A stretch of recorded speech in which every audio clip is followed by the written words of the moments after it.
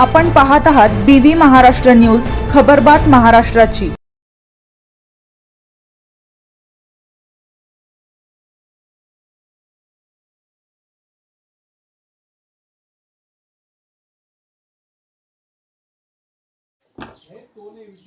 Pimpalgaon Baswant toll नाक्यावर ठेकेदार बदलला, स्थानिक वाहनधारकांना पुन्हा लोकल नोंदणी अनिवार्य।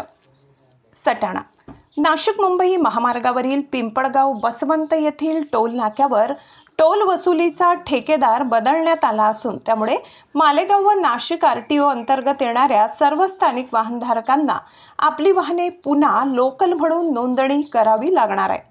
याबाबतची अधिकृत जाहिरात एका दैनिकातून प्रसिद्ध करण्यात आली असून वाहनधारकांना 10 एप्रिलपर्यंत मुदत देण्यात आली आहे। मिळालेल्या माहितीनुसार पूर्वीच्या ठेकेदाराकडे नोंद असलेल्या स्थानिक वाहनांची माहिती नव्या ठेकेदाराकडे उपलब्ध नसल्याने ही प्रक्रिया पुन्हा करावी लागणार आहे। त्यामुळे मालेगाव व नाशिक RTO कार्यक्षेत्रातील कार, जीप, पिकअप, हलकी व्यावसायिक वाहने आदी सर्व वाहनधारकांनी आवश्यक कागदपत्रांसह टोल नाक्यावर जाऊन आपले वाहन लोकल श्रेणीत नोंदविणे आवश्यक आहे।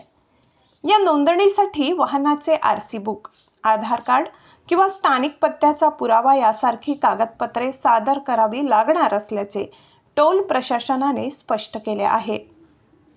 10 एप्रिलपर्यंत ही प्रक्रिया पूर्ण न केल्यास संबंधित वाहनधारकांना स्थानिक सवलत मिळणार नाही आणि त्यांना नियमित दराने पूर्ण टोल भरावा लागेल।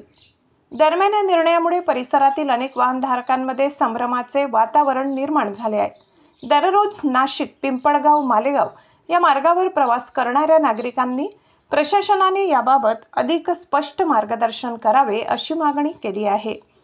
टोल प्रशासनाने मात्र वाहनधारकांनी दिलेल्या मुदतीत नोंदणी प्रक्रिया पूर्ण करून गैरसोय टाळावी असे आवाहन करण्यात आले आहे। BV न्यूज महाराष्ट्रासाठी सहसंपादक श्लोक भांबरे।